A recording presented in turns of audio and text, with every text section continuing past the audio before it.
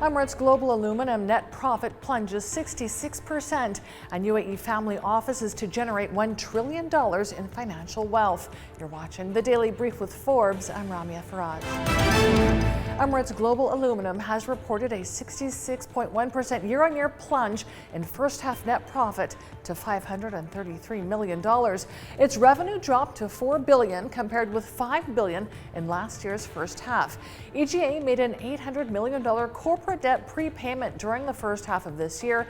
It's prepaid $2.6 billion in total since mid-2021. EGA's corporate debt is currently at $3.9 billion. Borouge has approved an interim dividend of $650 million for the first half of this year, equivalent to $2.15 per share. This represents the first part of the expected full-year dividend of $1.3 billion.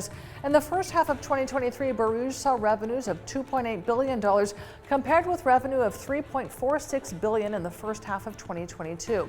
Its adjusted EBITDA dropped to $978 million from $1.51 billion in the year-ago period. The financial wealth generated by family offices and ultra-high net worth individuals in the UAE is expected to reach $1 trillion by 2026. That's according to a survey by KPMG and Agrias. It finds the UAE's financial wealth will continue to grow at a compounded annual rate of 6.7% and is projected to reach 46% in 3 years. The report says family offices find the UAE attractive because of its regulatory framework, tax advantages, strategic location, robust financial services sector, and high-quality lifestyle amenities. Iran's oil output and exports jumped in August despite U.S. sanctions, according to companies that track tanker shipments. SVB International estimates Iran's oil production increased in August to 3.15 million barrels per day, the highest since 2018. It says crude oil and condensate exports were at just under 2 million BPD, with China the top buyer. Analysts say the higher exports stem from Iran's success in evading U.S. sanctions and Washington's discretion in enforcing them as the two countries seek better relations. Inflation in the Eurozone remained unchanged in August despite a drop in energy prices. Consumer prices reached 5.3% in August despite a slowdown in the rise of food and drinks costs. Analysts had forecast a slight drop in consumer prices to 5.1%. The ECB has raised interest rates to a more than two-decade high. There's concerns that the Eurozone economy, which has stagnated over the past 3 quarters, could slip into recession with little to drive a rebound.